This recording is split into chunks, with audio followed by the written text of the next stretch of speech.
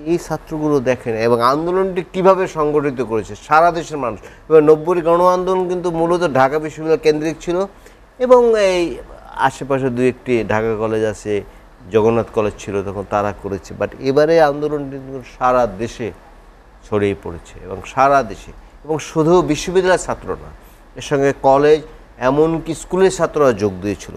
সুতরাং এই জেনারেশন নিয়ে আমরা কিন্তু আশাবাদী হতে পারি। সব দুর্নীতি এর বিরুদ্ধে কেউ বললেই সে মুক্তিযুদ্ধের চেতনার বিরুদ্ধে। মুক্তিযুদ্ধের চেতনা কি? মুক্তিযুদ্ধের ফার্স্ট চেতনা হচ্ছে গণতন্ত্র।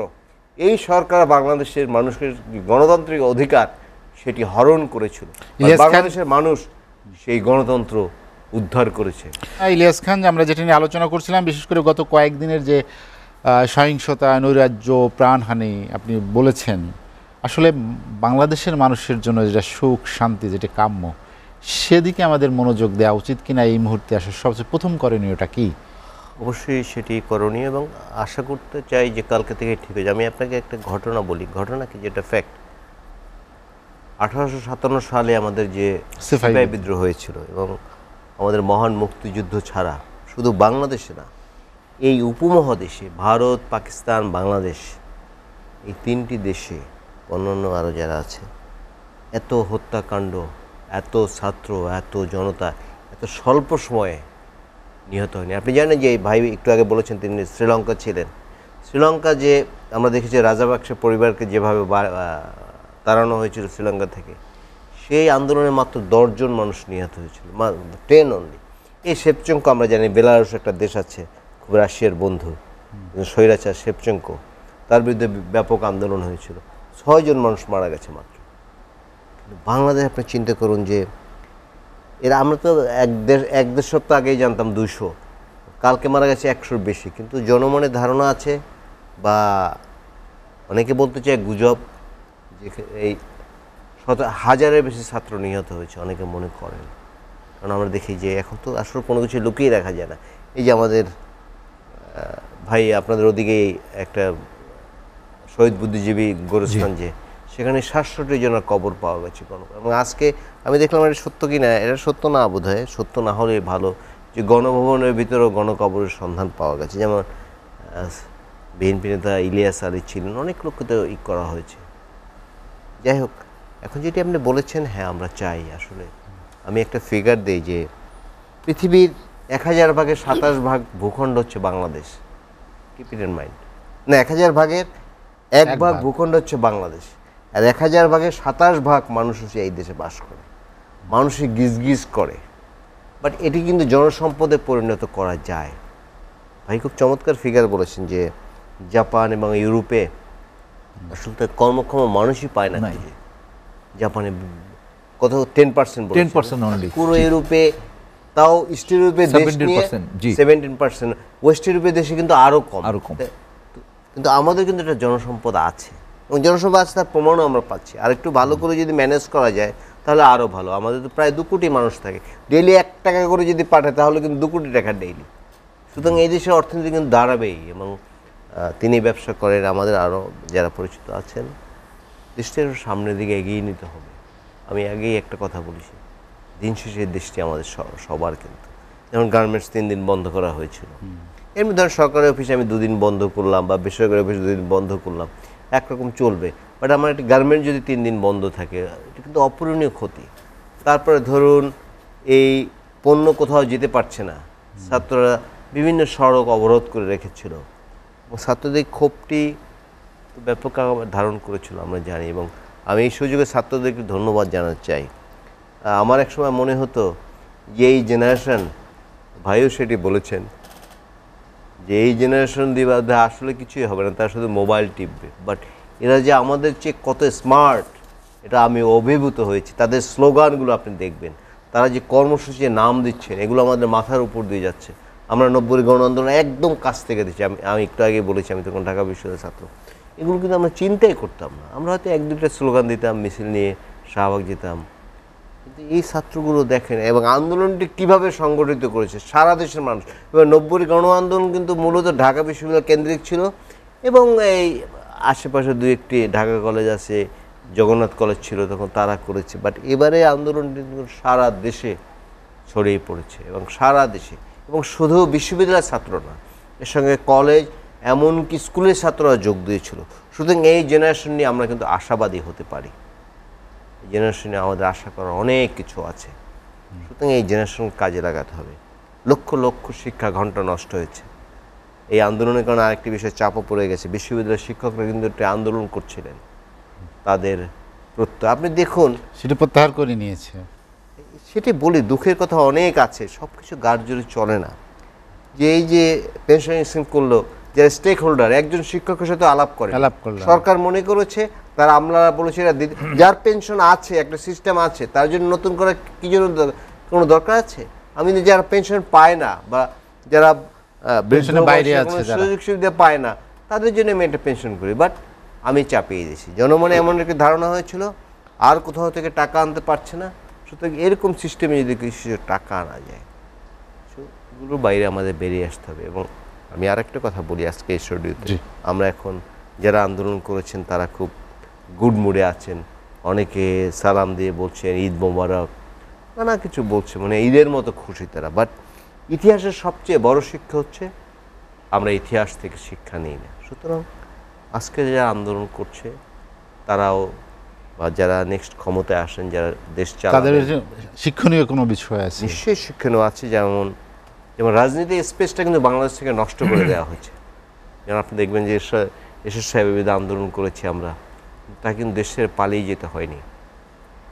কিন্তু আমরা সবাই বলি, বা আওয়ামী লীগ যারা করেন, যে বঙ্গবন্ধুর কন্যা, বঙ্গবন্ধু এই দেশ স্বাধীনতায় বিশাল বা এই রাষ্ট্রের স্থপতি, তিনি, তার মেয়েকে আজকে দেশের পালিয়ে যেতে হয়েছে। বাট পরশুদিনই কিন্তু দম্ভ করেছেন যে বঙ্গবন্ধুর মেয়ে পালিয়ে যায় না, বাট আজকে কিন্তু পালিয়ে যেতে হয়েছে। একটু ডক্টর আকাশ বললেন তিনি একটি ভাষণ দিতে চেয়েছিলেন অন্তত স্বল্প সময়ের জন্য, সেই সুযোগও তাকে দেওয়া হয়নি। এবং এটি সেনাবাহিনীকে আমি ধন্যবাদ জানাতে পারি যারা এটা মেনটেন করেছে, কারণ সেই সময়টা দিলে তিনি মনে হয় আরও বিপদে পড়ে যেতেন। কারণ আমরা দেখেছি যে গণভবন এই দেশের সাধারণ মানুষ দখল করে নিয়েছে। দখল মানে এই অর্থে যে গণভবনে যা কিছু ছিল সবই নিয়ে গেছে। পার্লামেন্টে গিয়ে মানুষের অনেক ক্ষোভ, এই যে ছাত্র আন্দোলন করেছে এরা, এই প্রায় 4 কোটি বা 4 কোটির বেশি, এরা কোনোদিন ভোট দিতে পারে না বাংলাদেশে। আগে আমরা শুনেছি, আমার আওয়ামী লীগের বন্ধুরা বলেন, জিয়া রহমান সাহেবের ভোটে কারচুপি হয়েছে, এরশাদ সাহেবের আমলে ভোটে কারচুপি হয়েছে, ঠিক আছে। কিন্তু স্থানীয় সরকার নির্বাচনেও ইভেন ভাই, আমি জানি না, নিশ্চয়ই তিনি এফবিসিসিআই, তিনি ডাক্তার, বিএমএ, ডাক্তারের যে সংগঠন, এগুলো আগে নির্বাচন উৎসবের মতো, কোথাও কোনো নির্বাচন নাই। কিন্তু প্রাইম মিনিস্টার অফিস থেকে বলা হয়, তারপর যে ইঞ্জিনিয়ারিং ইনস্টিটিউট, এটা বিশাল ব্যাপার ছিল।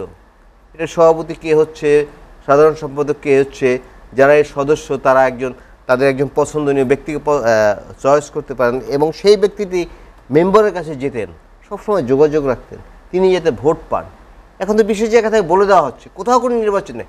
পুরো নির্বাচন ব্যবস্থা, ইভেন মসজিদে যে কমিটি হয়, সে এলাকার যে যুবলীগের বড় মাস্তান, যে গাঁজা খায়, নেশা করে, সে হয় সভাপতি। এই যে বিশাল ক্ষতি করে গেছে দেশের, অপূরণীয় ক্ষতি করেছে, এবং সবচেয়ে বড় ক্ষতি করেছে জাতিকে দুভাগ করা। আমার পক্ষে থাকলেই তুমি মুক্তিযোদ্ধা, আমার পক্ষে তুমি যদি না থাকো, জিয়া রহমান মুক্তিযোদ্ধা না, মেজর জেনারেল মুক্তিযোদ্ধা না, তারা কিন্তু সবাই সেক্টর কমান্ডার, কাদিরিয়া বাহিনীর প্রধান বঙ্গবীর কাদের সিদ্দিকী, তিনি মুক্তিযোদ্ধা না। এই চক্র থেকে বেরিয়ে আসতে হবে। আমাদের এই দেশটি ছোট দেশ, একটি আগে উদাহরণ দিয়েছে, এই দেশটিকে আমাদের সামনের দিকে এগিয়ে নিতে হবে। এই যে জাতি, এটি একটি সুদূর প্রসারের প্ল্যান, কারণ হচ্ছে আমাদের এটি প্লেন ল্যান্ড, সমতল দেশ। একটু আমি এক লাইনে আমি শেষ করি। এবং এখানে কিন্তু বিভিন্ন দেশে কিন্তু নানা জাতিগোষ্ঠীর ভাগ আছে, এখানে কিন্তু তেমন কিছু না, সবাই আমরা বাংলাদেশি। সুতরাং এই জাতিকে বিভক্ত করে রাখার জন্য এই ষড়যন্ত্রটি করে আসে। আর সব দুর্নীতি এর বিরুদ্ধে কেউ বললেই সে মুক্তিযুদ্ধের চেতনার বিরুদ্ধে। মুক্তিযুদ্ধের চেতনা কি? মুক্তিযুদ্ধের ফার্স্ট চেতনা হচ্ছে গণতন্ত্র। এই সরকার বাংলাদেশের মানুষের গণতান্ত্রিক অধিকার সেটি হরণ করেছিল, বাংলাদেশের মানুষ সেই গণতন্ত্র উদ্ধার করেছে। ইলিয়াস খান, আমরা একটা আলোচনা শেষ করতে চাই। আওয়ামী লীগের সরকারের পদত্যাগের মধ্যে দিয়ে দল হিসেবে আওয়ামী লীগ কী ক্ষতিগ্রস্ত হলো? আওয়ামী লীগ ব্যাপক ক্ষতিগ্রস্ত হয়েছে। ধরুন, হয়তো রুনয়ন ভাইরা তারা দেখেছেন, রক্ষী বাহিনীর নানা অত্যাচারের কথা আমরা শুনি, এই জেনারেশন দেখেনি। এই জেনারেশন এখন দেখলো যে আওয়ামী লীগ কী করতে পারে। প্রথম কী নামালো? ছাত্রলীগ নামালো। যুবলীগ নামানো। এবং আজকে প্রথম আলোতে 10টা ছবি এসছে, 10টা ছবিতে সব অস্ত্রধারী আওয়ামী লীগের। সাধারণ ছাত্রের কাছে কোনো অস্ত্র নাই, এই তো ট্যাগ দিয়ে দেওয়ার চেষ্টা করেছিল যে শিবির ছাত্রদল। ধরেন শিবির ছাত্রদল ঢুকছে, তারা কি ছাত্র না? তারা আন্দোলন করতে পারবে না? তারা তো কোটা সংস্কার চায় না, তারা বৈষম্য বিরোধী চায় না, তারা তো এই দেশের ছাত্র। কিন্তু এটা যেন বিরাট একটা পাপ। শিবির ছাত্রদল ঢুকেছে, এখন আর আন্দোলন ছাত্রদের কাছে নেই, নানা কথা বলেছে। এখন যাই হোক, হোয়াট অ্যাবাউটিজমে না থেকে অনেক কিছু আমরা বলেছি, আমরা সামনের দিকে এগোই। ওই যে একটা কথা বলেছি, ইতিহাস থেকে বড় শিক্ষা, নেক্সট যারা দেশ চালাবেন ঠিকভাবে দেশ চালাতে হবে, রাষ্ট্র সংস্কার করতে হবে।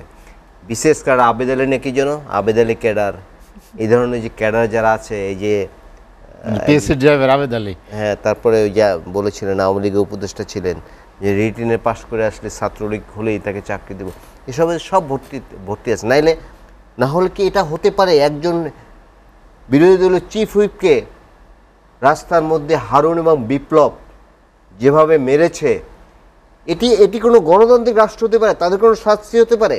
তারা আরও বড় জায়গায় গিয়ে তারা পুরস্কার পেয়েছে। এইসব দু একটি ঘটনা আমি বললাম, এরকম অনেক ঘটনা আছে। আমি একটি ঘটনা বলে শেষ করি যে আমার এলাকার যিনি মুক্তিযোদ্ধা কমান্ডার, তিনি বিএনপির সভাপতি এখন, তার মেয়েটির বিশেষ চাকরি হয়েছিল। যেহেতু বিএনপির সভাপতির মেয়ে, সেই মেয়েটির শেষ মুহূর্তে আর চায় নানা ধরনের গোয়েন্দা সংস্থাতে ব্লাড টেস্ট করে সে আওয়ামী লীগ পরিবারের কিনা। ঈশ্বর সংস্কৃতি থেকে বেরিয়ে আসতে হবে, এগুলো যেন বাংলাদেশে আর কোনোদিন না হয়। এবং আমি হুঁশিয়ার করে দিলাম এই স্টুডিওতে, তরুণরা এবার যে আমাদের শিখিয়েছে, ছাত্ররা শিক্ষার্থীরা আবার যদি এগুলো করতে চায়, তার পরিণতি কিন্তু একরকম হবে। সুতরাং আমরা চাই কাউকে যেন দেশ থেকে পালিয়ে যেতে না হয়। নির্বাচন আসবে, গণতন্ত্র থাকবে, একদল ক্ষমতায় আসবে, একদল ক্ষমতার বাইরে যাবে, কোনো অসুবিধা তো নেই। এটা তো ছিল 90-91 পর থেকে প্রায় অনেক দিন ছিল। আওয়ামী লীগ এসে তত্ত্বাবধায়ক বাদ দিয়ে সারা জীবন ক্ষমতার জন্য এই প্ল্যান করেছিল, তত্ত্বাবধায়ক সরকারের ব্যবস্থা। এবং ওই 4টি নির্বাচনে কি বাংলাদেশে কম প্রশ্নহীন, মানে প্রশ্নহীন কোনো ব্যাপক বিতর্ক নেই। আছে কিছু সামান্য করেছে, যখন যে দল হারছে তারা বলছে সূক্ষ্ম কারচুপি হয়েছে বা কিছু কারচুপি হয়েছে, বাট এর ব্যাপক দুর্নীতি। এই যে বিনা ভোটে ডক্টর আকাশ বললেন, তারপরে আমরা দেখলাম লাইলাতুল ভোট, রাতে ভোট হয়ে গেছে, তারপরে এবার দেখলাম ডামি নির্বাচন। এবং এইসব ডামি, এগুলো কোনো গণতান্ত্রিক দেশে চিন্তাই করা যায় না। স্বতন্ত্র যে সেও আওয়ামী লীগের, দলীয় মনোনয়ন পেয়েছে সেও আওয়ামী লীগের, এটা কোন দেশ আমরা ভাই? আমরা এমন একটা অবস্থায় পড়েছিলাম। আমরা খুব স্বস্তি প্রকাশ করছি যে দুঃশাসনের অবসান হয়েছে এবং বাংলাদেশ এগিয়ে যাবে।